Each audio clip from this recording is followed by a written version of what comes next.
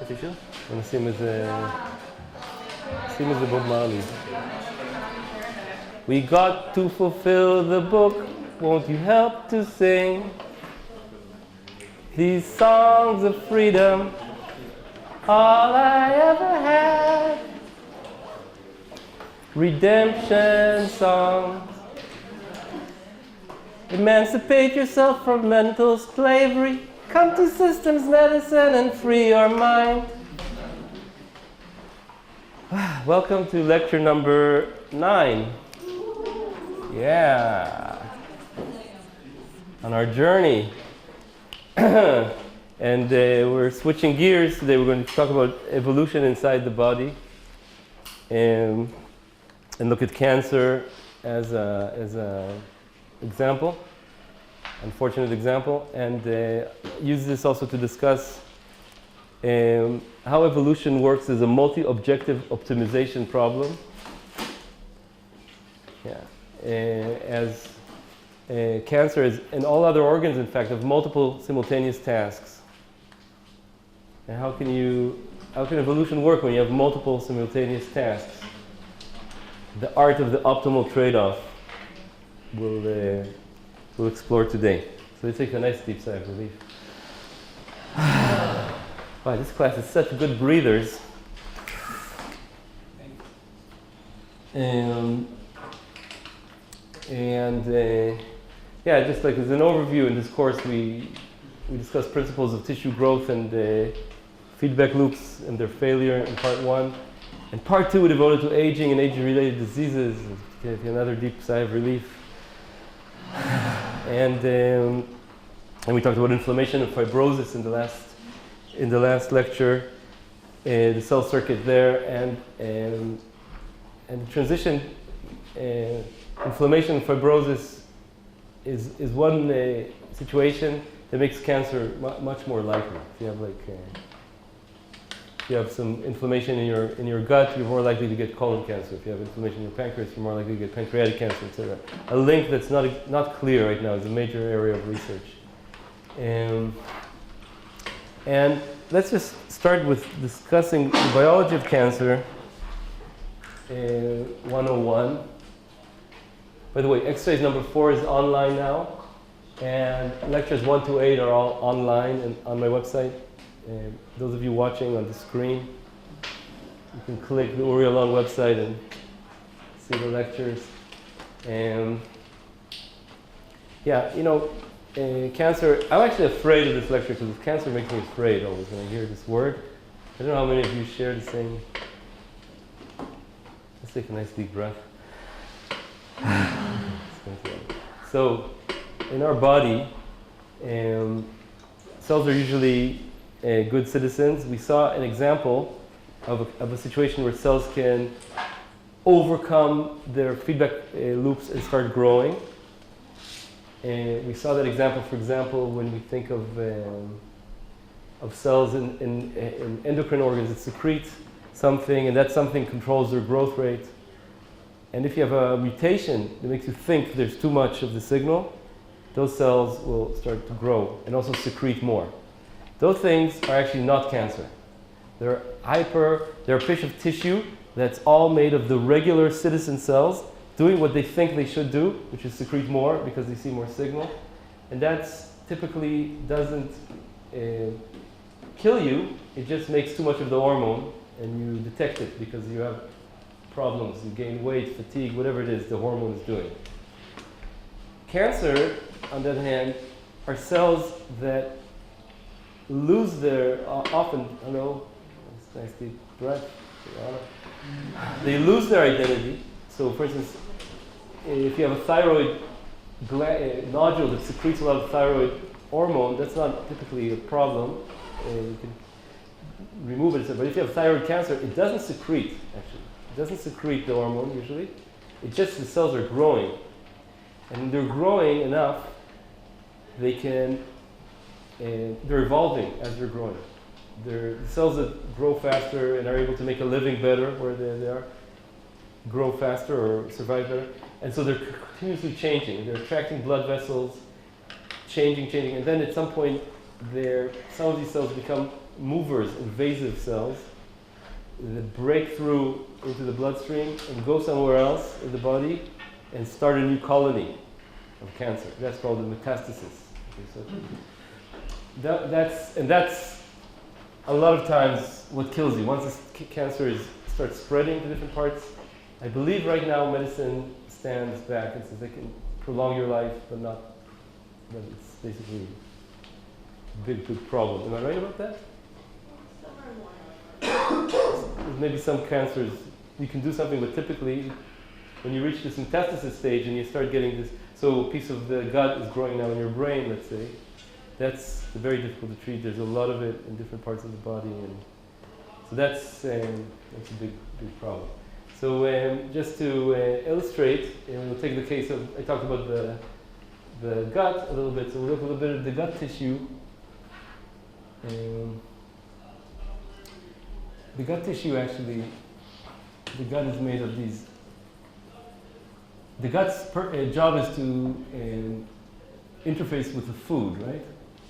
And bring in nutrients. And also to control somehow the bacteria inside the gut. So it's made of these fingers called villi. They increase the surface area tremendously, so you can absorb better. And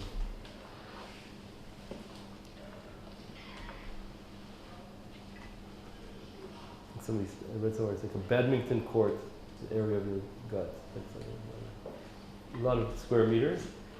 And at the bottom here are stem cells. And the way it works is the stem cells divide and make the cells that do the work, the differentiated cells. Right? This is S, this is D, from like the way we write things, differentiated cells. And those cells move up, and every 3 days, more or less, they reach the top and they die or disconnect, and they go into your stool. So that's the way it works, and that's a normal tissue, colon tissue, right? And these cells here, by the way, are called enterocytes. We'll talk about them in a little bit. And there's other kind of cells, goblet cells, that secrete the mucus. There's a few cell types in this kind of one-dimensional tissue almost, because there's this X dimension. It's not really one dimension, it's like these columns. And inside here, there's some blood vessels and other cells that help. And what happens in cancer is that this nice organization, so cancer, historically, the way you study it was you look at the tissue under a microscope, and that's called histology, the science of looking at histo tissues. And there you can see several stages. There's the normal tissue, and then it grows into kind of a polyp like that. And that's nice because you can see that with the endoscope, and you can see that's precancerous. You can maybe take it out.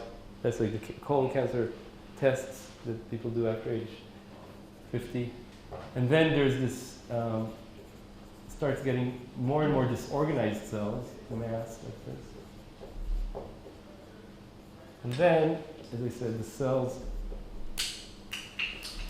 break through the basement membrane, and you have these invasive cells that can go into the blood and go and make these metastases somewhere else. And around the 90s, a big advance came in skin cancer. When you look at what causes these changes, are actually mutations in the DNA. Mutations in the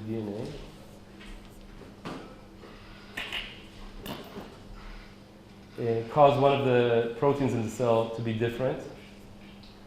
And now this cell, let's say, in this stage, there's a mutation that makes the cell divide more, or actually become a little bit more like a stem cell, and less like an enterocyte, and divide, just what cells know how to do.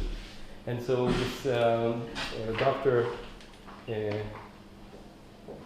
Bert Vogelstein invented the Vogelgram, as it's known affectionately. How many people know about the Vogelgram? Raise your hand. Know what he does? Nobody? So it's all brand new information for you. But I'm sure some of you know this stepwise. So there's particular mutations that happen in each stage like this. And colon cancer is a nice place to see that because of this endoscopy. You can take a look at the cancer from the earliest stages. That's not, let's say, so easy to do in the lung or the liver, but that's why Vogelstein was, I think, a GI doctor. So there are certain mutations here, and these mutations affect the signal that tells the cell how high it is. So there's a signal called Wnt, tells the cell where its position is. And when Wnt is high, you know you're a stem cell, and when it's low, you differentiate, something like that. So the first mutations are in this signal, like APC or mutations like that, and they kind of, the cell loses information. It is supposed to be S cell or D cell, and becomes like an S cell, becomes like a stem cell. It could be different. It could be a D cell that's turning back into an S cell. All kind of possibilities. So that's the first situation. You lose your cellular identity, and then you have mutations that make you grow faster and don't care about your neighbor carrying capacity. So you don't care about carrying capacity anymore. Like we talked about carrying capacity last time. The fact that you have other cells around you usually tells you to stop dividing. You need another mutation to disable that. And mutations in RAS, for example, and PI3 kinase, these growth pathways. And then you need another mutation, typically, which is, this mutation is very interesting. This mutation increases the rate of all mutations. So it's a mutator phenotype. So now you have a more random number generator. Okay? So you have more mutations. You have genomic instability. Piece of DNA get cut out and repasted. So the cells evolution starts picking up here, right? Evolutionary rate starts going up. So you can explore more possibilities, you can say. And that's pretty nasty if you think about it. The enemy you're trying to fight becomes suddenly like okay. More mutations, and also less senescence. So these p53 usually tells us, oh, you're damaged, kill yourself, or become senescent. Now it's no longer an option, and so the cells can be damaged and still alive, so they can cross evolutionary valleys. So maybe they have a mutation that's really not so good for them, might kill themselves, but now they can wait around for another mutation that takes them out. It's pretty nice system. And then, so there's several mutations, right? So it's a multiple hit situation. Multiple hit model. The same cell needs to have multiple mutations. Am I explaining myself? With you? Okay. Nice deep breath. Yeah. This mutation are causing, like, if you have one mutation, you have higher chance of having the next one? So the question is, if you have one mutation, it increase the chance of having the next one. In a certain way, yes. This mutation makes more divisions, and so more divisions, more mutations. This mutation really this mutation, p53 is like the guardian of the genome. So if it notices some DNA damage, it usually stops the cell. But now there's even some DNA damage, it doesn't stop the cell. And that usually means you can tolerate all kind of weird mutations and chromosome changes, which would otherwise kill the cell. You can have cells with suddenly 3 copies of this chromosome instead of 2, and you miss this part of the chromosome. So you're scanning space of possibilities much more. So this is like, to explain myself, so it's not deterministic. This mutation uses exactly this mutation. And each place here, there's a whole spectrum of mutations. Like certain percent get APC, another percent get beta-catenin, another percent. So there's like, it's probabilistic. But there's p53 is found in the majority of cancers in the body. There's this p53 is that's like a bottleneck joint mutation. So animals that don't get cancer, like elephants, apparently they have multiple copies of p53, so it's harder to get all of them. But because they have so many more cells, you can imagine how can they live like 100 years without getting cancer? Right? They have much more cell divisions than we do. So, yeah. I have a question.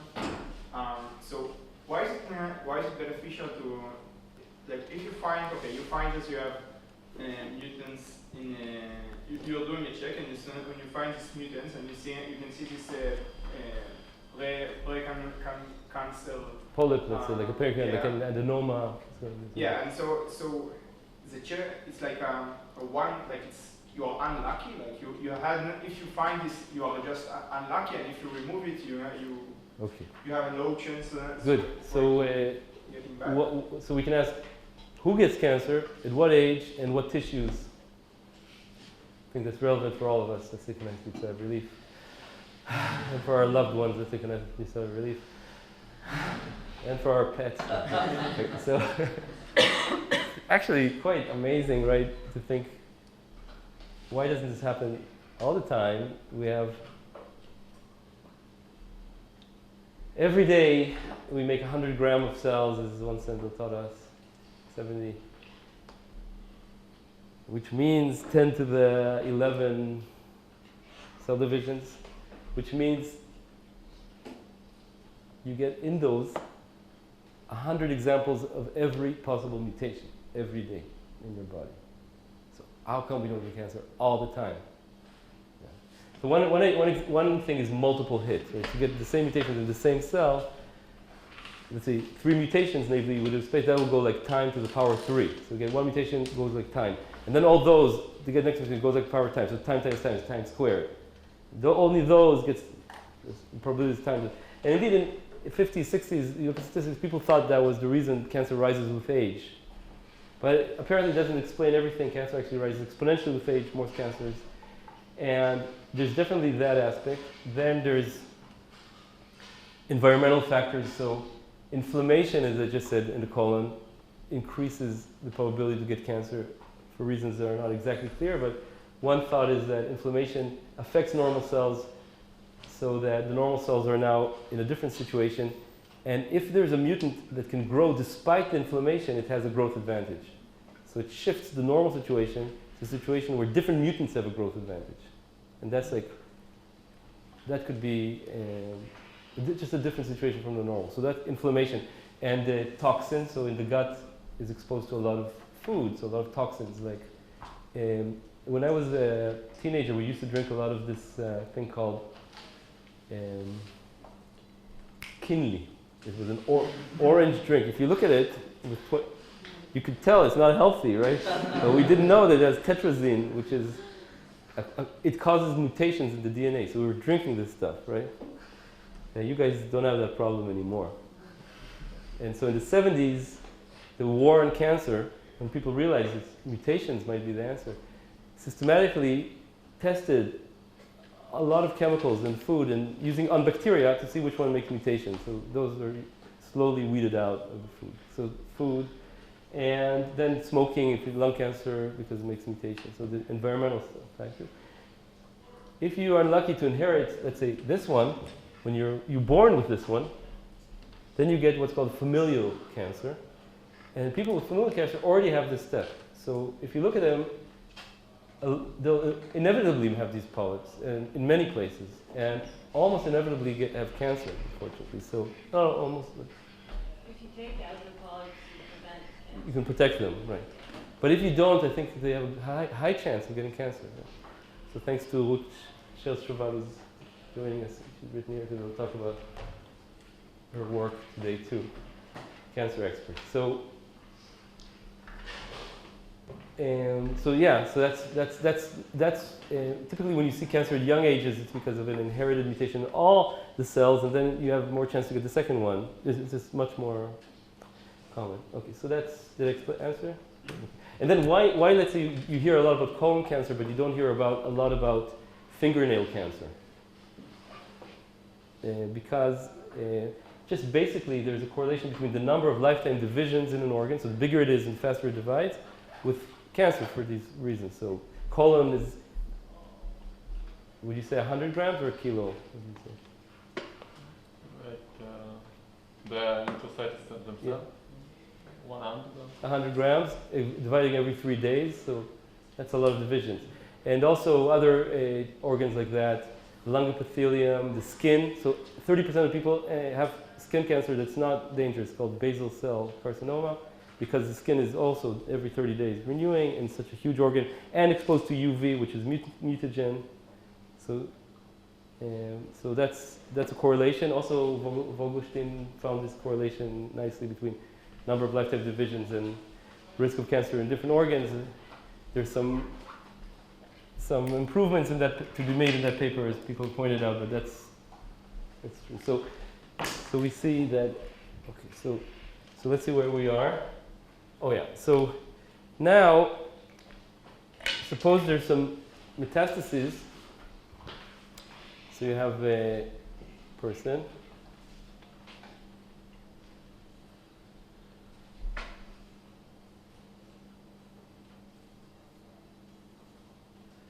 Always aiming for higher. And cancer started out here in the colon, and now unfortunately spread to other places. Brain, maybe, whatever. It's terrible. You can DNA sequence cells from these different places and ask, what are the mutations there? So, and then you can have, just like in species, kind of a family tree of cancer. So it turns out, let's say that these cells, on average, have these mutations, right? These mutations. Mutation 1, mutation 2, mutation 3, and then some metastases also have mutation 4. These will have mutation 5. These have mutation 6. These have mutation 7. So when you sequence this one, it has 1, 2, 3, 5, 7. This one has 1, 2, 3, 5, 6. And so you can see the history. You can reconstruct the history. Just like when you look at animals, you can reconstruct who's the closest ancestor. So there's a tree like that. So that just shows you again that cancer evolves in the body. Each metastasis in other place, however other place, has a new environment, and so it needs to make a living in that new environment. So trying to get you to get used to the fact that evolution in the body it's not the same depends where you are. And also, recently it became possible to look inside one of these. Let's say you take this one, and you look at it. And you see these different cancer cells.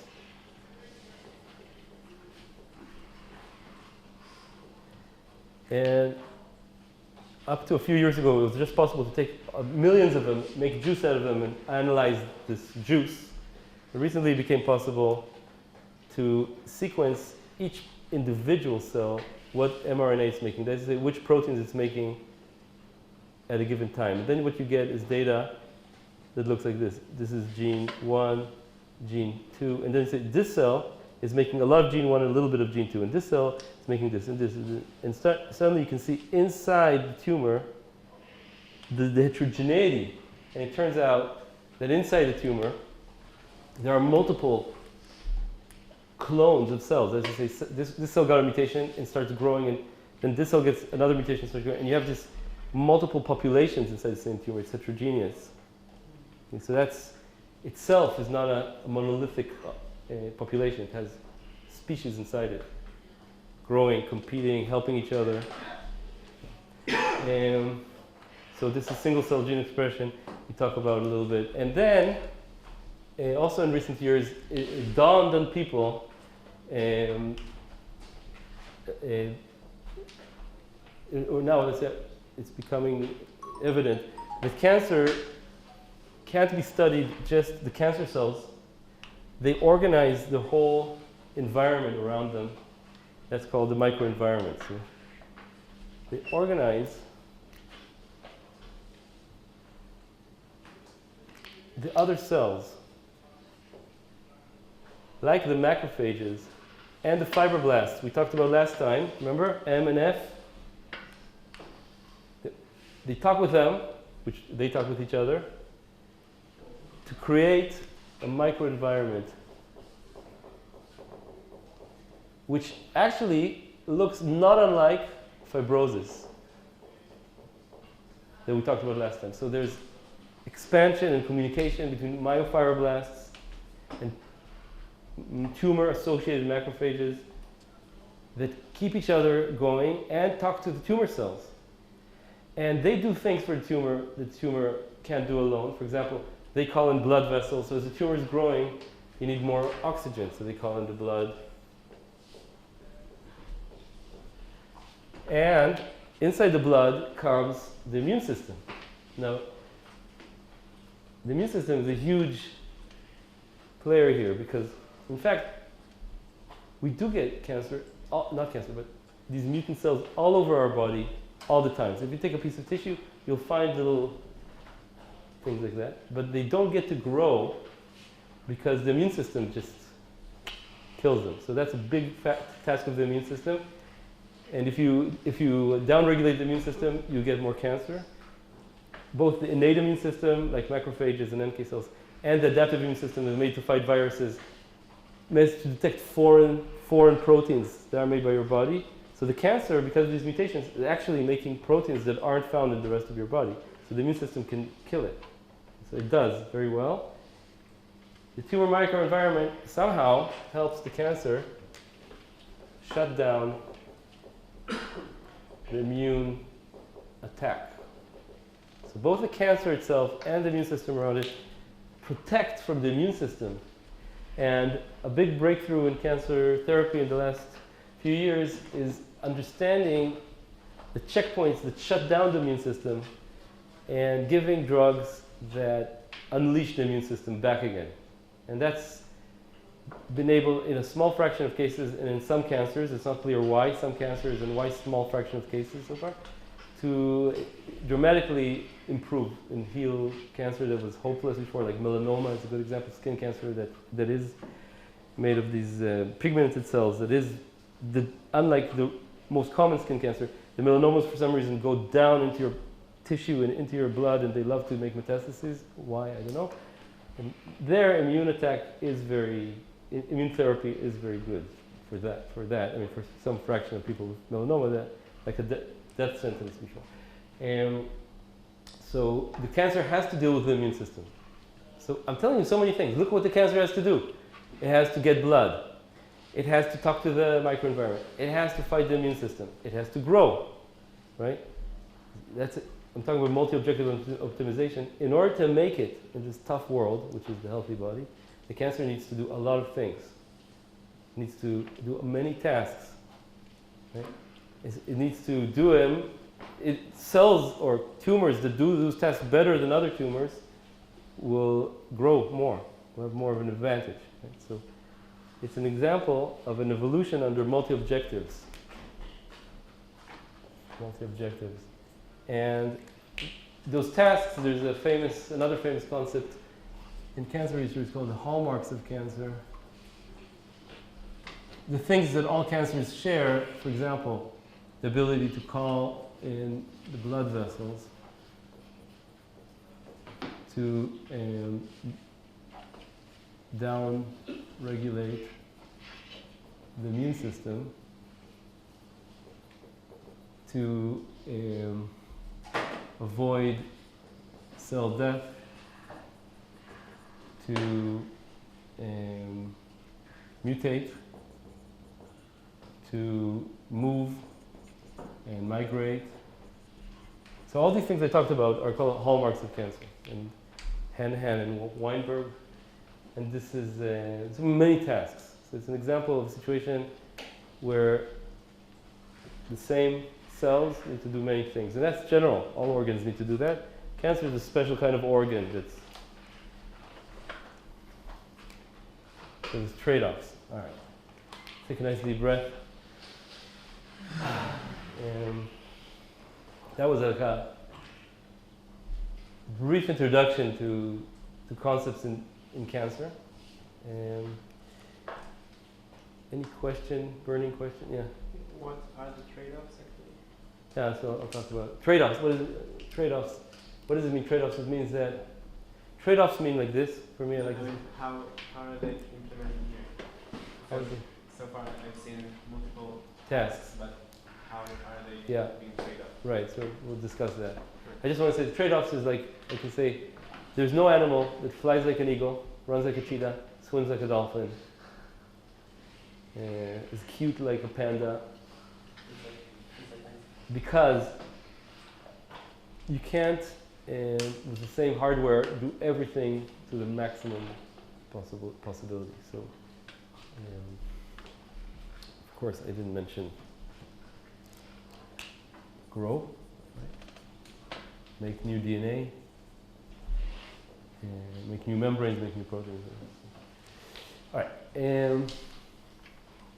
we'll discuss mathematically how these things are implemented. And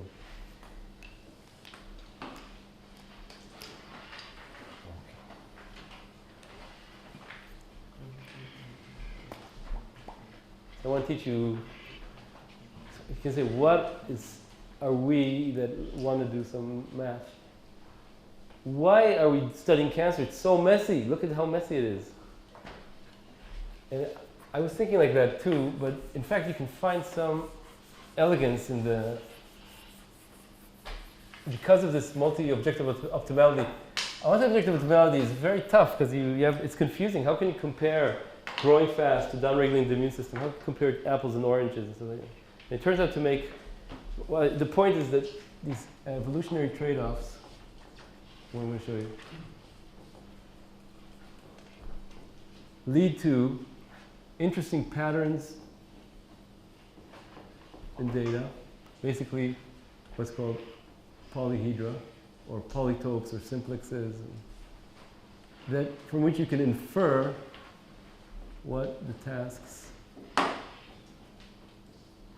are, and talk a lot about, understand the system much better. So there will be something about patterns you see in data like this that teach you about what the cells are doing from the point of view of trade-offs. And at the end of this class, you will have a way to deal with the idea of trade-offs in general in your life. Maybe you want to get good grades and also have a romantic life and see the world, and have a family, invent a new religion. You can't do everything with this limited amount of time. How can you navigate in that situation?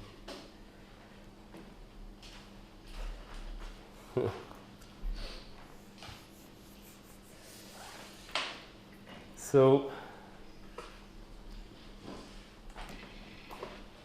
we're going to work in the following framework. We're going to talk about a piece of tissue, like cancer or liver or gut, whatever it is, that has several tasks, like these. So in order to start getting quantitative, we're going to talk about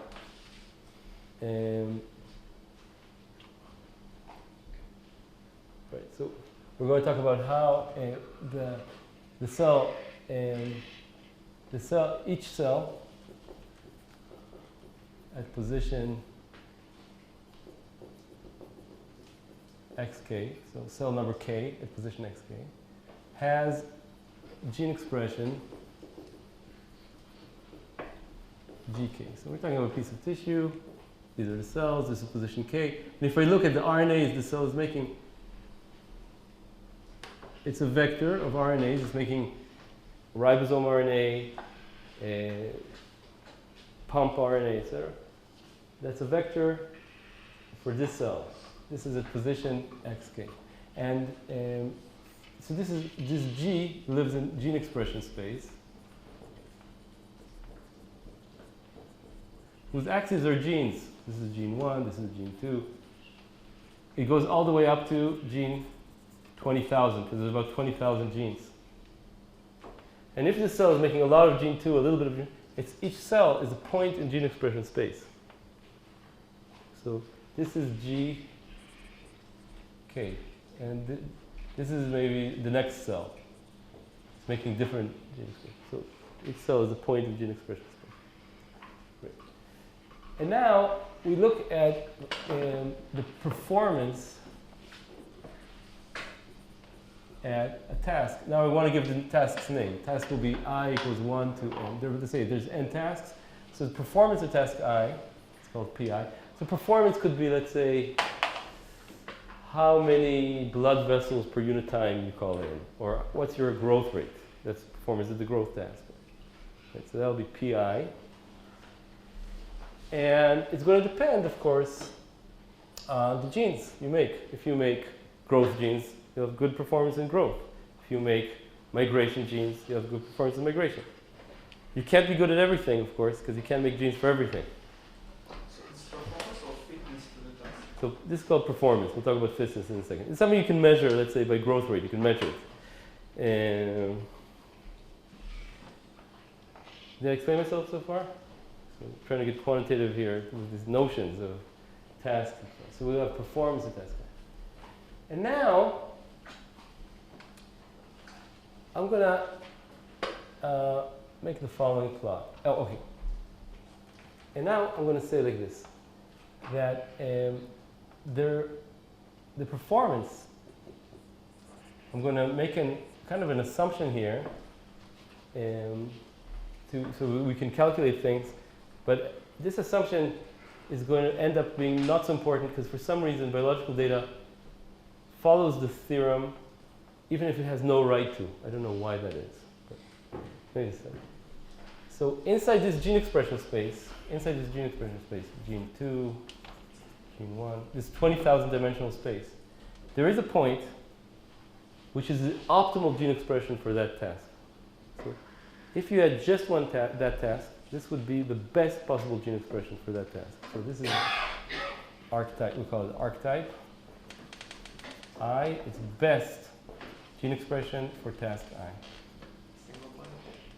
It could be a whole region, I can discuss that later, but usually it's a single point because suppose, for example, if we look at these enterocytes here, they also have multiple tasks. Okay, they need, for example, to pump in food and to control bacteria by secreting antibacterial stuff.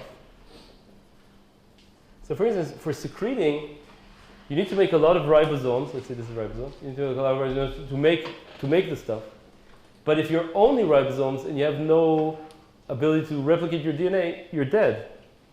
So you need just the right amount of ribosomes, just the right amount of, if you get the optimal combination. So this is the archetype. And then I'm going to plot here, these are performance contours. Performance drops with this distance, from the archetype. So by definition, the archetype is the best possible gene expression for that task. If there's a whole region, we'll see later that one point is chosen because of the presence of the other task. And we're going to assume the performance drops with distance from that task. And that's an assumption because it doesn't have to be exactly like circles. It could be like ellipses. It could be some weird contours like that. So what I'm drawing here is a topographical map of a hill. This is the top of the hill. These are the contours. Questions so far? So we have, if there was only one task, that would be the gene expression. Evolution would go to that point because if the only task is growth, it'll go to the fastest growing cell. But then those cells don't call in blood vessels, don't find the immune system. So it has to move away. But where? Where? Right? So I'm going to write this mathematically what I just said. It's the distance between the gene expression space and the archetype. The archetype I'm going to make like this. This is going to be the archetype. So you take the distance. This is like Euclidean distance, or it could be any inner product norm. Distance in gene expression space. And now let's talk about the fitness of the organ, or let's make it, maybe call it total performance, because we have multiple tasks, or total function of the organ is the sum over all cells for each performance, and it's a rising function of all these tasks. I'm going to write it like this. This is the summed performance over all the cells. So I'm going to sum up all the performance for task number 1. and then for task number 2, and then for task number 3. So these are the summed performance. And the total fitness is going to be an increasing function of S1, S2, Sn. What does this mean? Increasing function. It means that if I can make this tissue better, so I keep all the tasks the same and I improve task 1, performance will go up. You agree with me? If I improve task 2, performance will go up. So I don't know what this function is, but it's an increasing function. It could be the sum of all. It could be the product. Product is nice because if you have one of the performances 0, usually that's bad. So product could be whatever we want, as long as it's an increasing function. So if you improve even one cell in one performance, you're going to improve that S. And then, so that's what we see how general this thing is. Don't need any. You have the total performance or just the total successness of the... This thing is the total function, let's call it. And it depends on growing, calling in the blood vessels, fighting the immune system. How it depends, this function can depend on where you are in the body. In the brain, maybe growing is less important and blood vessels more important. And if you happen to metastasize to the liver, maybe growing is more important. And so that depends, this function here depends on your niche, where you are. Did I explain myself so far? And I'm going to add in one more ingredient here, because this is I talked about position. This so far means that all positions are the same, but tissues always have gradients. So like the cancer, inside the cancer, there's not a lot of oxygen. The cells have eaten up all the oxygen, and there's a lot of acid. They make this lactate, and that's different from the outside of the cancer where it's closer to the blood vessels. So there's a gradient inside the cancer. So each task, its contribution depends on position. So at some point, it might be more important to call in blood vessels. At another point, it might be more important to resist stress. So this is, again, a very general notion that there's gradients along the tissue, and where you are matters. So this is a lot of stuff, but it's going to get even more stuff. Yeah. So you mentioned that inside a cancer is heterogeneous, right? Yeah. Colonies? Yeah. So this capital F function is rising always if you take into account one colony. Okay, great. So this total function of this cancer is cancer is going to be composed of many colonies. So this total function is, we're going to think about, soon we'll see a kind of division of labor. Maybe one colony is good at calling in blood vessels, another colony is good at fighting the immune system. And altogether, you have a collective fitness for that whole tumor with its microenvironment. But to make it more simple, I'm going to talk first about healthy tissue like the intestine and the liver, where this is just how good they are at doing what they're supposed to do for the organism. And then this is just one part of the fitness of the entire organism, which is like, if you improve your liver, then now you improve fitness for the whole organism. So this will be one part of total fitness for the whole reproducing organism. In the case of cancer, cancer is like, actually, when you think about the body, it's interesting. The cells, all the cells in our body, except for the sperm and the ovaries, gave up the right to make children, to make a new generation. They're basically cells that are just serving the gametes, the sex cells, by doing all the other tasks. So cancer is rebelling against this and wants to take over. Okay, they don't want to make it. Of course, it's not going to succeed because it's going to kill you. But it now has its own fitness inside the body, unlike the other organs, which are just a fitness component inside the entire organism. So it's like an organism inside an organism. It's another way to think about it. So what is going to happen? So I said that if there was only one task in gene expression space, we'll just see all the cells exactly around this archetype, because that's the best solution. We'll have a cloud of points around this archetype. Cloud because of noise or whatever. If there was only one task. But what if there's two tasks? So let's analyze that. I'm going to draw here a gene expression space just projected on 2 genes. And this is going to be, let's say, let's imagine that this is a pump, and this is ribosomes. We'll make new proteins. So if we look at our intestinal cells here, in the healthy intestine,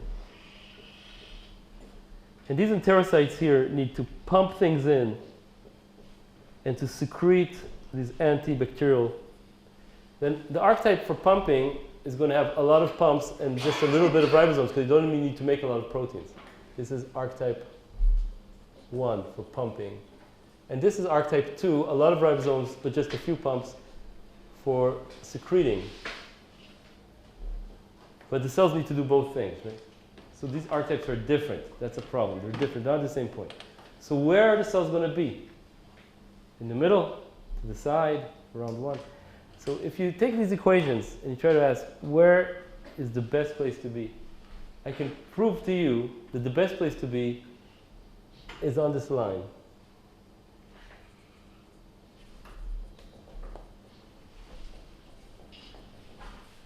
For each independent cell?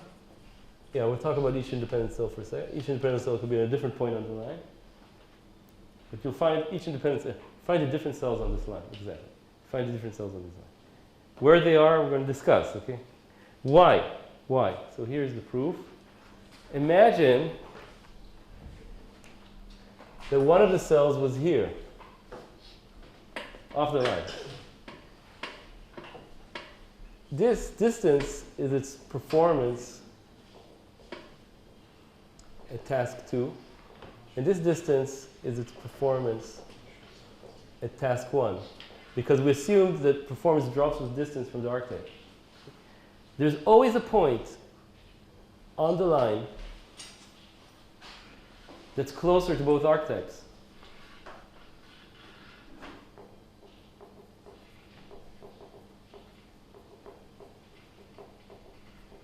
Therefore, it has better performance at both tasks. And therefore, if we replace that cell by that cell, we're going to improve things. Do you agree with me? So that means I can erase this point. Now, there was nothing special about that point. So I can erase everything except for the line. Can you repeat? What assumptions do we make about this? That it's only a function of distance? That's the assumption. The assumption is that performance drops with distance from the archetype. It wasn't true.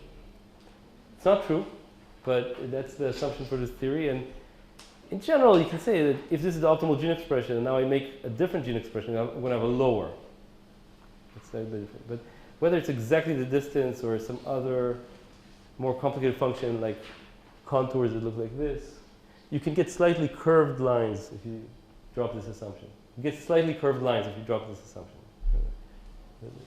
Pretty close to that. Yeah. Cancer doesn't have to breed or fit with its environment.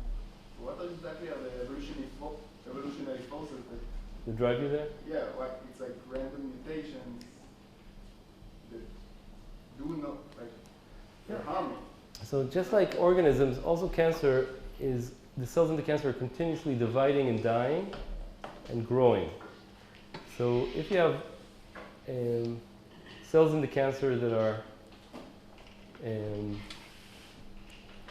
suboptimal, let's say for growth, they're going to vanish eventually. And then in the cancer, there's also a lot of what's called passenger mutations, mutations that are riding along with the mutations that are causal. And then that causes a lot of this tree here. So a lot of these mutations are... cause it to shift from this time. Yeah, that's right. Let's say if it's 20,000 dimensions, there'll be some few dimensions where it's off the line and most dimensions on. Yes, but definitely the case of cancer is more prone to passenger mutations like that and noise. But you can just the fact that the cells die and they have to. This is like the evolutionary force. That's the one I can think of, yeah. So that if you start, let's say, not getting enough blood to your tumor, it's going to die. But then if a mutant arises, gets more blood to the tumor, it's going to survive. And so over time, you'll have a selection towards that task. But is it really this, like, it lacks nutrients to grow? Yeah, serious. That's a big avenue in cancer therapies is to block blood vessels. Because if you block blood vessels, the tumor is a big problem. So it's limited by that. They call it naturally. It's an organ in the body. Why should it lack nutrients? Why do cancer react? Because the cells, so there's nice blood vessels, but then the cells start making this big mass. And once they grow big enough, then oxygen can't diffuse in fast enough for the cells in the middle. And then the cells in the middle start dying, necrosis, and then that's a signal to call in more blood vessels. So the cancer is like surrounded by this disorganized mass of blood vessels. And that needs to be remodeled as the cancer is growing. And also the immune system. So that's a good question. I have to think more about your questions. Okay, but did I explain now where you can erase everything but the line? Why the optimal tradeoffs are on the line? Now, what happens if I have 3 tasks? I just want to say, a priori, we can write down these hallmarks of cancer, but we're just people making stories about nature. I mean, who knows what the tasks are? We want to have a bottom-up way to understand what the tasks are. Okay? So let's suppose there's 3 tasks. We don't know it, but there's 3 tasks. So these 3 tasks will have 3 archetypes. This is archetype for task 1, archetype for task 2, archetype for task 3. So these are the optimal. Where in gene expression space are the best trade-offs? So the answer is inside this triangle. Because if there's a cell outside, there's going to be a cell inside that's closer to all of 3. So this is called peritofront. Now, by the way, I only drew 2 genes here. If I draw 20,000 or 3, in the case that I can actually draw. If there's 2 tasks, it's going to fall in a line no matter how many genes I measure. It's a line, because if any 2 genes I measure, I'm going to see a line. Just a line between. In triangle, it's going to be some plane, and on that plane, it's going to be a triangle. So I can use things like principal component analysis to say, does the data fall on a plane? And then if it does fall on a plane, you can ask, inside this plane, does it fall on a triangle? Does it have sharp corners? And if I relax the assumption about distance, you can get a little bit distorted triangles, but you still have sharp corners. What if I have 4 tasks?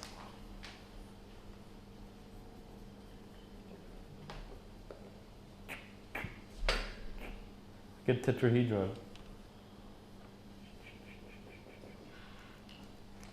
So if I look at the data and I see that the 20,000 dimension data falls on a plane, and I look at this plane and I see it falls on a triangle, I can say, there's 3 tasks. But maybe just by chance on a triangle. In order for it to be 3 tasks, the cells here need to specialize. So their genes should all together tell me a very clear story about a big task they're doing. And the cells here should specialize in something else. If I don't see that, I say this triangle is just a random artifact. And the cells in the middle are like generalists. So this picture says that you can have specialists and generalists in different tasks. Specialists and generalists. We have performance, archetype, line triangle, tetrahedron, specialist, generalist. And from this, you can deduce what the number of tasks. So if you see a line, you can guess, 2 tasks. You see a triangle or 3 corners, let's say, you can say 3 tasks. If you see tetrahedron, you say 4 tasks. But you would need to do it with PCR, right?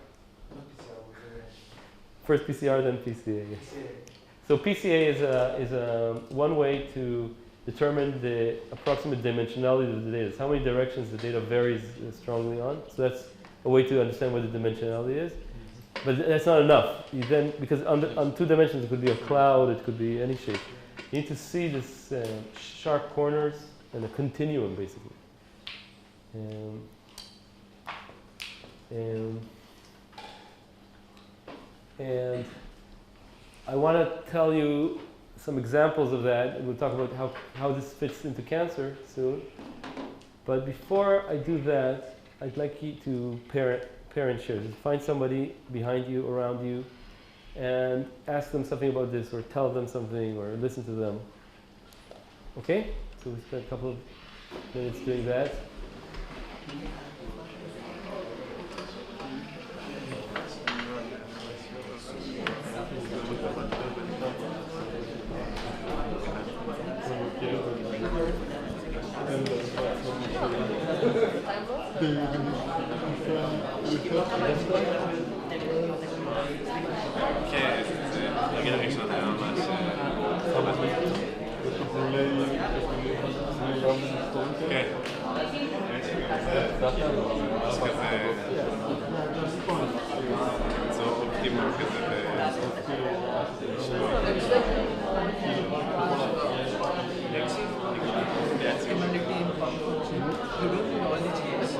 So for let's say some 10,000 or 15,000 cells, you can have any random expression of one. In which case, you have like an entire. So that the function here is that there is one of the ways. You cannot differentiate the shape. There's no means that the other can be anything, so the other genes can be anywhere. Where one is zero, one is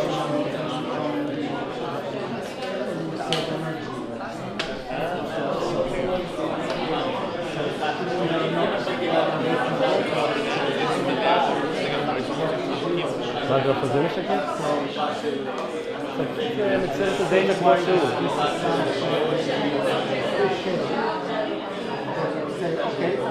זה ה-PCA.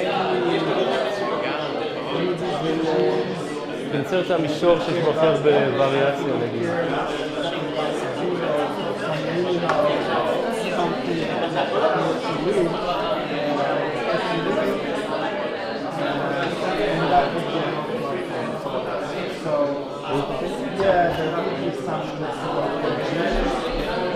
כן, אני מדבר על RNA, פה זה RNA.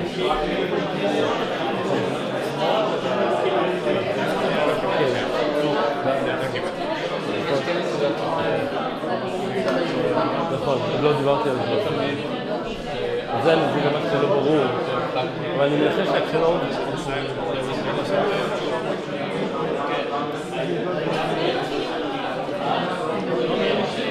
All right. So what questions arose? What questions arose to tell me how I can explain it better, and maybe I can learn from you. So what questions arose? If you had a question, I'm sure other people have the same questions. Or what answer arose? Yeah. Question about there's maybe you can't be too far from a certain cell, like gene 1.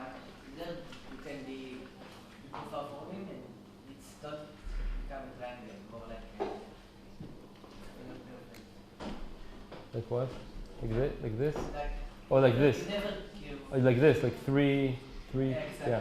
Good point. So sometimes you see 3 clusters like that, and that happens a lot of times when the tests are incompatible. Let's say you can't do here. You can't be a cell actually, and that's where you can get 3 different cell types, 3 specialist cell types, and then they make different genes. And sometimes you see a continuum. So now we're talking about where in the triangle cells are. But that's still in the triangle, right? So sometimes it pays to be just a mixture of 3 specialists. Sometimes it pays to have generalists. Yeah. And we'll talk about where that happens. When does it pay to have generalists? When does it pay to have a mixture of pure? What other? In terms of determining the dimensionality, Yeah. probably it's a corner case, but what if, for example, you have 3 tasks on the same line? Then we observe only 1 line, but there are 3 tasks. Good point. So that case would be a problem.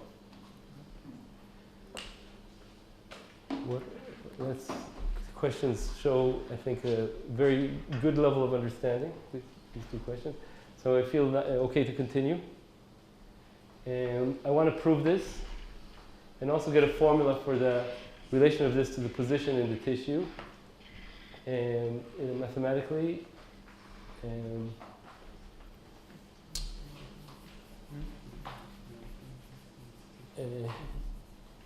even though for me this is a proof already, but you can just say, I'm just going to write down, what do I mean proof? So we want to find the best. The best means that the performance is a function of gene expression of cell K is 0. That means at the optimum you have df dk equals 0. And by the way, the second derivative needs to be, you remember this from high school at least, it has to be negative. So you're near a maximum, like an upside down parabola.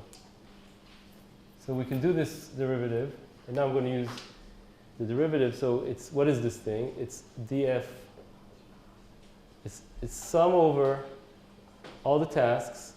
How the total fitness depends on that task, times how that task depends on the distance from the archetype, times, so the distance, right, is, if it's Euclidean distance, let's say, looks like this. So the derivative of this is 2gk minus gi star. So it's 2gk minus gi star. And that equals 0. So you can solve that. And I didn't even put in here the phi of xk. That's also in this definition of SI. Right here.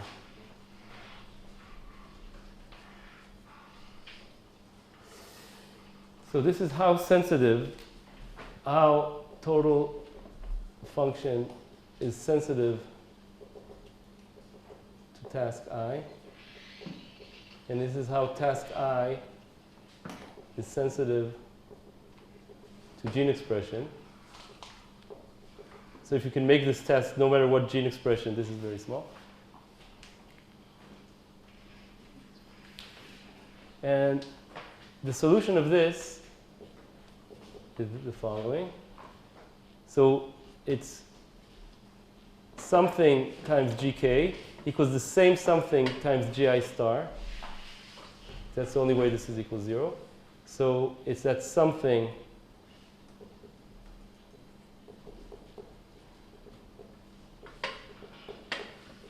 times gi star divided by the same something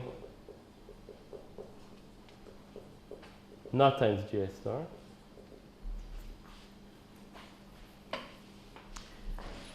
Times phi of xk. And this is, you can write it sigma theta I gi star.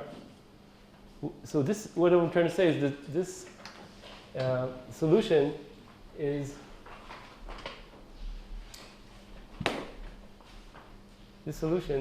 says that the optimal gene expression is a weighted average of the archetypes. What does it mean, weighted average? When you look at this theta I, you can see that all the theta I, that they sum to 1. Why do they sum to 1? Because each of these theta I is they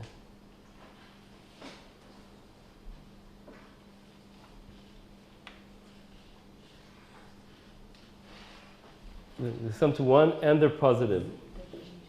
So how do you know they sum to 1? It's because this is theta I, or this is something, let's call it AI, and this is sum AI. So the sum of these theta I is AI divided by sum AI. So the sum of these things is 1. And I know they're all positive because the f dsi is positive because the function increases with all the performances. So it's positive, it's always positive. And performance decreases with distance. So these are all negative. So all these have the same sign.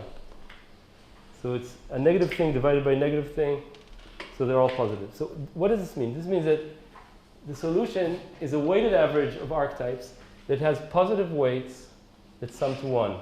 So if you have the two archetypes, then the solution is theta plus 1 minus theta times G1 and G2. So just exactly a line.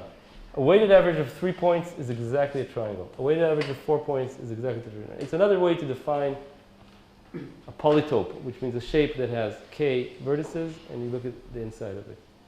So, and it also tells you something else. It tells you that these weights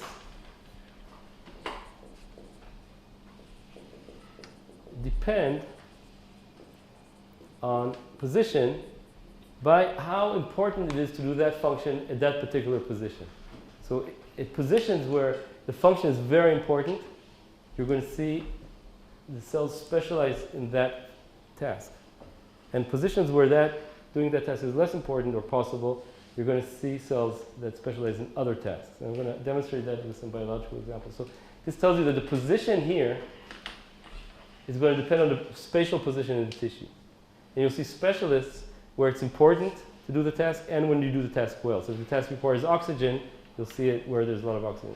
If it's important to do the task, you can just calculate that. So there's across the tissue, you're going to be different specialists in general. So I want to demonstrate that to you.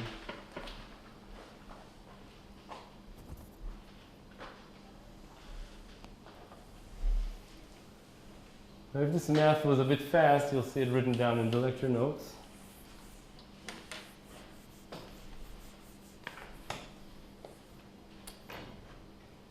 So the first example is going to be the tissue we're discussing for colon cancer, but we're going to talk about the healthy tissue, the intestinal villus. It has a position X, which is this height, as I said before. And as we said, the enterocytes here have multiple tasks. So Szekely and Ido Amit took this tissue, separated it into individual cells, and measured from each individual cell how much RNA they make of each gene, and they got a plot where each cell is exactly the plot I'm talking about. So this is gene 1, gene 2, gene 1. And they asked these enterocytes. And before they did this work, enterocytes were thought to be just a cell type, and they're all the same. They're all pumping, secreting, during. But what they discovered is, in fact, that these enterocytes, each point here is an individual enterocyte cell, right? What genes it makes in a 20,000 dimensional space. They discovered that, in fact, this falls on a plane, so 2 dimensions. It's not 2 special genes, it's 2 combinations of genes. Describe vast majority of the variants. And the cells fall on this kind of shape like this. That's interesting. Okay. And if you analyze it, you find that there are 3 archetypes here. It's not a full triangle. It's just 2 vertices of a triangle. So you soon why it's not a full triangle. And if you look at the gene expression, these ones are pumped in fats, like lipids. This is pump in sugars. So these are 2 major components of food, carbohydrates and lipids. And this is secrete antibacterial peptides. And so the cells have 3 tasks, you can tell right away, right? And then where, you can say, they also map where these cells are in physical space. So this is gene expression space. And the answer is that these pump fat cells are up here and morphs into pump in sugar cells, which are here, and morphs into antibacterial cells, which are here. So this is X, from low to high. Am I explaining myself?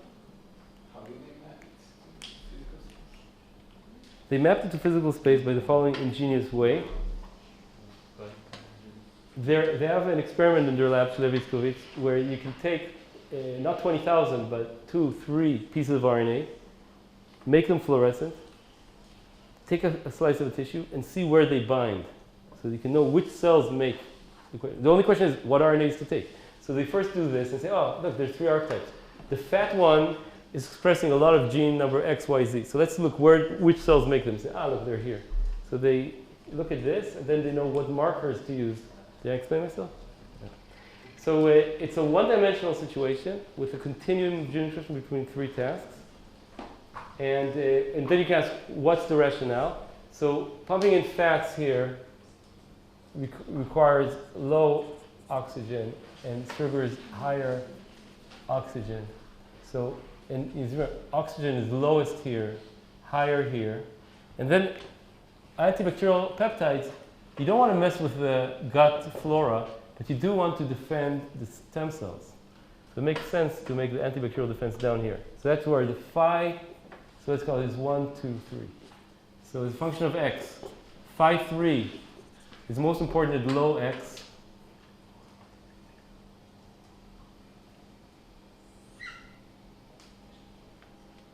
And you have your phi's reflect, this is the ability to do task 1 and 2, and this is the importance of task 3.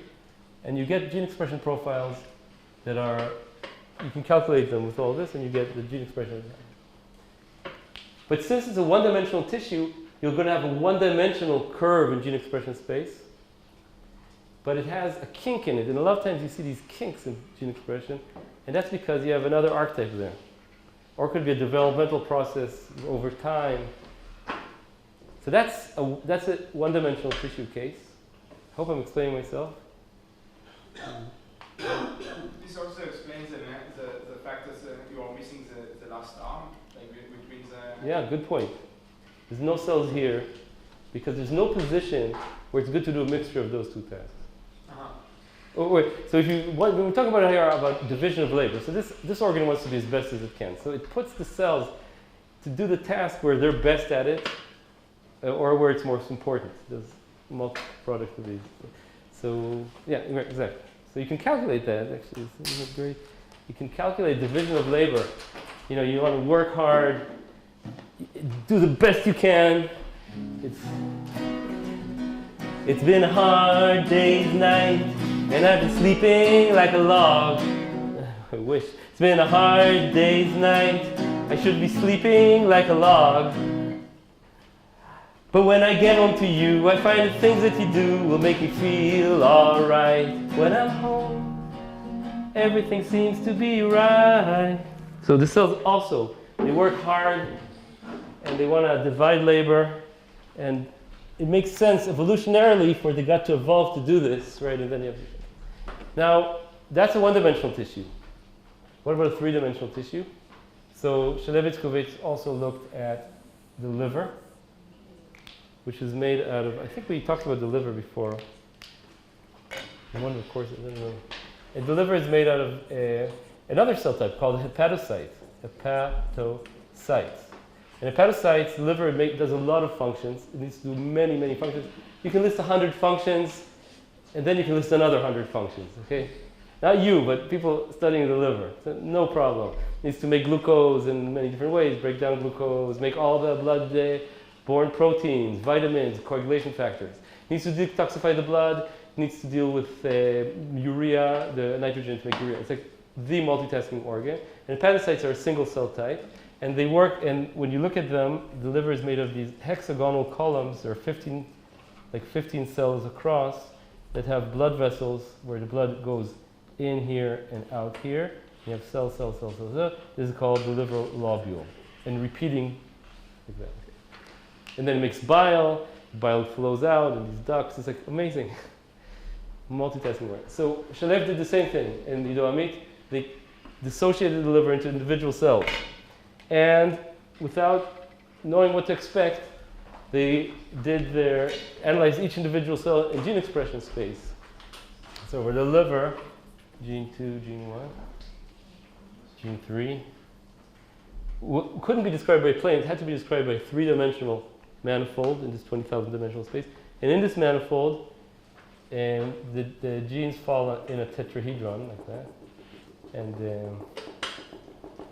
and Miri Adler, who's here, and did this work, both for participated in led the analysis with Shalev for this and this.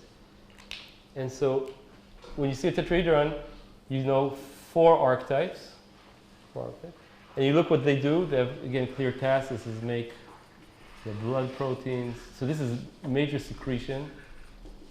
This one is, let's say, detoxify the blood. And this one, let's say, is make iron homeostasis. That was unexpected. And lipid metabolism and stuff like that. And another one that make glutathione, which is a big antioxidant. So some tasks. So you're specialists and generalists. And then you can ask where they go on the liver lobule, let's say, and you can see that the cells that make a lot of stuff, like these two, they're in the oxygen-rich areas. So here we have a lot of cells do 1 and 2. And the ones that detoxify are near the output ports. Detoxify 3. And the iron one is in the middle. So you have this division, and there's probably, because it's a 3D thing, there's probably a 3D aspect of the liver that's still not known. It's a 3D, because you need 3 coordinates in order to make it a treatment. Phi x, y, z. Okay, so that's normal tissue. What about cancer?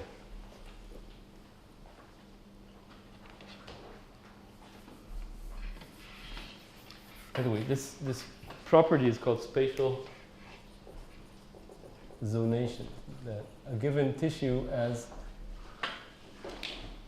gradients of tasks along the tissue.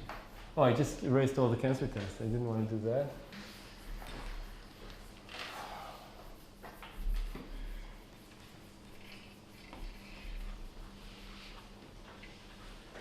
I just want to say, when you take a real tissue like the liver and you do this, you find that hepatocytes make a tetrahedron, but there's other cell types in here, like all tissues that said had fibroblasts and macrophages. They make other clusters. The fibroblasts are totally different. Macrophages are totally different. But if you look at each one separately, you also find these things. And so it's a cell type. A cell type is a cluster in gene expression space. So fibroblasts make fibers, hepatocytes make all these other proteins. So you can separate them easily.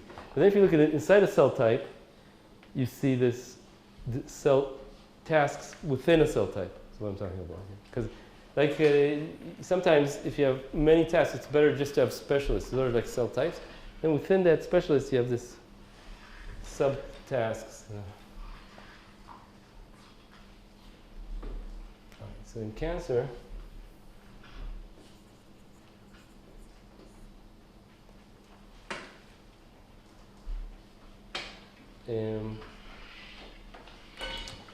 turns out that there's, so just say the data. In cancer, there's still not a lot of this kind of data, but it's growing of single cell data.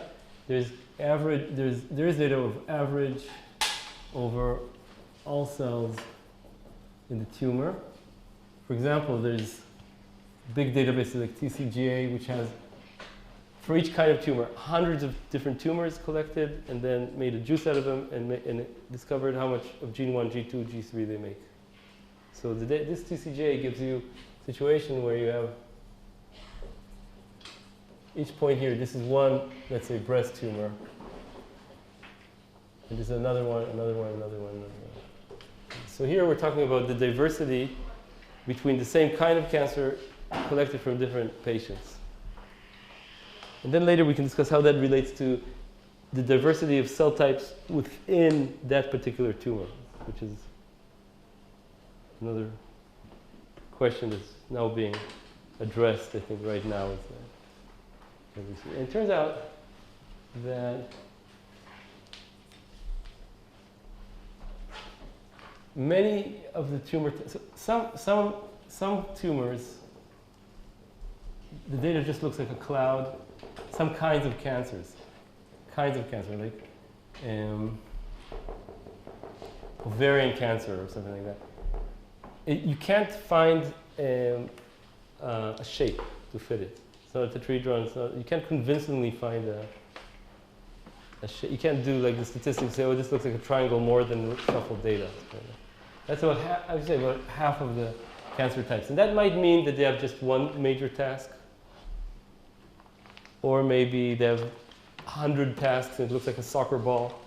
You can't really tell. Or there's heterogeneity or noise we don't understand. Or maybe this theory doesn't apply. But then the other kinds of cancer, half of the cancers, including breast and colon and liver and a lot of other interesting cancers, they do fall into shapes like this. So these are different tumors and they have these archetypes in gene expression space. Some of them into triangles. Breast, for example, is in a tetrahedron. Triangles in tetrahedron. And then when you look at the gene expression space, the gene expression in these archetypes, what are they doing? It turns out that the cancers share very similar archetypes.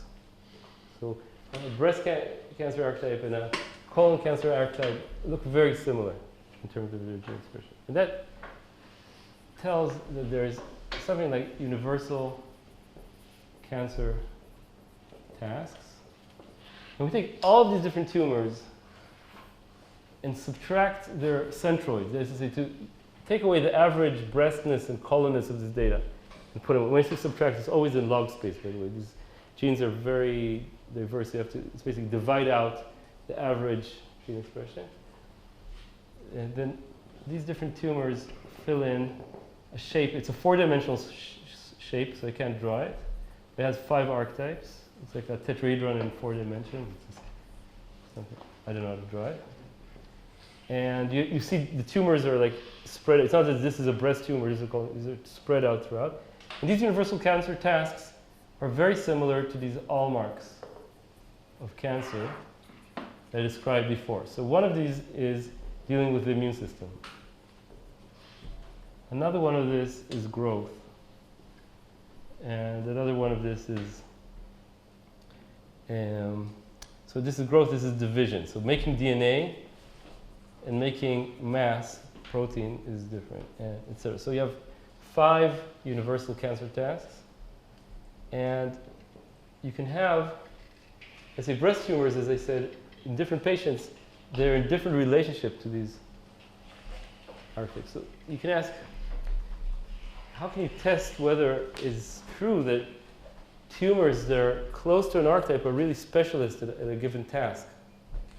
So one way to test that is to use drugs. So you can ask, are the tumors that are closest to a task like, let's say, growth, are these tumors more sensitive to drugs that slow growth, for example? Right? Because you imagine that if you're specializing in something and you put in a drug that blocks growth, those tumors are going to do less well inside the patient. Whereas other tumors, growth is not so important for them. So they don't need that archetype. And so maybe I should say, I don't know if it's, all of you know that even the drugs that do exist for cancer, like chemotherapy drugs and biological drugs that target particular molecules, they don't work on everyone equally well. And it's very important to understand why. And which drugs to give to a given person. Even the drugs that are prolonging life by just a little bit, means a lot. So, and indeed that's the case. So you can see, using, so let's say in the field of tumors, there's a lot of available data in the world. So you can, for a lot of tumors like that, you can have experiments showing which tumors did better or worse for a certain drug and put them on the same triangle. And indeed, you can see that for each of these archetypes, the drugs that target that task are more effective for tumors that are close to the archetype. Did I explain myself? So that's like suggesting that indeed these tumors are like in a niche where that task is more important. It's not clear whether all the cells inside the tumor are the same, or if there's specialists, more specialists of growth, or maybe what's happening within the tumor is not clear so far. But so, and another interesting thing is that you can ask about mutations. So as I told you, the tumors are not only, the tumors in each person, unfortunately, are also have different mutations. So each tumor is an individual disease. And you can ask how to make sense of this diversity of the mutations found in a given tumor. And so so what you can do is you can color, these are all, let's say, breast tumors. And you can color, I'm not going to use breast here, I'm going to use, let's say, colon tumors. And I'm going to color all those that have a p53 mutation. So one of the most common mutations, so let's say about half of the tumors have p53 mutations, and half don't. And that's how they fall in this triangle. And then you can see that if you take the vector, that's the difference between the ones that have it and don't have it, you get like a net effect of that mutation. And you ask, where does it point? So that's like what does this mutation do to the cells in this big picture of tasks? And it turns out that these mutations point to an archetype. And not only they point to an archetype, if I put the triangle here in a plane in this 20,000 dimensional space, there's some noise around this triangle. If you just color half the points at random and ask where they point, they usually point a little bit off of the triangle because the data isn't perfectly. Pointing more density? Yeah, so like I take all the cloud of points that are black and green and take the centroids and they make a vector. So it's like the cancer mutations fall on the plane very much more than expected random. That is to say, they're really like on the plane of the archetypes, and so I would say mutations are like knobs that push cancer to specialize. So in different niche, that means in different niches where task is more important, getting that mutation gives you more selective advantage. And you can also tell which mutations are important for cancer and which mutations are not. So there are these passenger mutations that happen by chance, and they're riding on a successful cell. So the passenger mutations, when you look at the data, they point off of the plane of the triangle because they're like more like random things. So they don't have to do much with the archetypes. Again, you can point off because the triangle only explains like 20 to 40% of the variation. That's a lot in 20,000 dimensions. But there's a lot of variation off the triangle.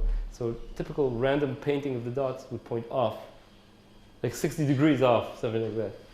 And these point like 5 degrees in the plane. The driver mutations, the known mutations in cancer. So this picture gives you the following way of thinking about cancer, which is space dependence, enterocytes, liver, universal cancer test. It's a way of thinking like this about cancer. It's that the evolution of cancer is multi-objective optimization, and that in each place the cancer is growing, it has to do several tasks that are shared by all cancers, universal tasks. But the amount that those tasks are pressing on that cancer is different in each particular situation. And then the mutations that will evolve there are the ones that push you more towards the archetypes that you need. And that gives you a way to think about which mutations are going to accumulate in each situation. And also maybe gives you a way to think about treating that particular cancer, because if you know what's important to it, what tests are important, you can understand what to target better. So for instance, immunotherapy might work better for cancers or not, depending on how close they are to the dealing with the immune system archetypes. It could be either way, it's not clear. So, and these are very pressing problems. I wouldn't say this solves the problem. I'd just say it's a way to think about cancer evolution in a way that ties it together with multitask evolution in healthy organs. And also, I didn't talk about space, so inside the tumor there's spatial position. There's also the tumor microenvironment that Uti Amit analyzed in this way and found that for the fibroblasts in the microenvironment, there's also this kind of Some of them look like lines going between different tasks, and some of them look like 3D tetrahedra with different tasks. And you did the experiment at different time points after cancer was started in mice, and you can see the temporal evolution. So you can figure out how how cell types change in task space, you can see. And let's take a nice deep sigh of relief. So what do you think? Any questions before we finish? Yeah. So you said that if we take some weighted average, you get an arrow out of plane for a specific. Should I explain this again? Yeah, I don't understand how you can take all these points are around a specific plane. Yeah. So how can you get an I agree. It's confusing. It's confusing because they skipped a step. So let's imagine you have a cancer that's in a triangle in gene expression space. And each point here is on the triangle. In an ideal world, it really would be on a triangle. In the real data, in fact, it's 20,000 dimensional cloud. And in fact, 20 to 40% of the variance is typically on this plane. Now that's a lot for 20,000 dimensional data. The probability of having a cloud in many dimensions fall so much on a plane is very, very low. But that still leaves a lot of variation, noise, or whatever it is outside. So you have a cloud that's like a flattened pancake. Now, what you do is for instance, you want to ask what mutation in a certain gene does. So you paint all the different, so each one here is a tumor from a different patient. So you paint all the ones that have this mutation. Now, if you just take a mutation that has nothing to do with cancer, there's plenty of them, or random points, and you ask what's the difference between the green points and the black points, you get a very short vector, and usually it points average 60 degrees away from the plane. That's like when you shuffle the data, or when you look. But if you now take a look at a driver, a well-known biologically characterized driver gene, like IDH1 for gliomas, then it's a different picture. Then the vector, for the difference between the tumors have it and don't have it, falls in the plane. So the angle could be like 5 degrees or something in the plane. And then not only in the plane, it points at one of the archetypes more than you expected randomly. So it's like. So it's like supposed to explain why this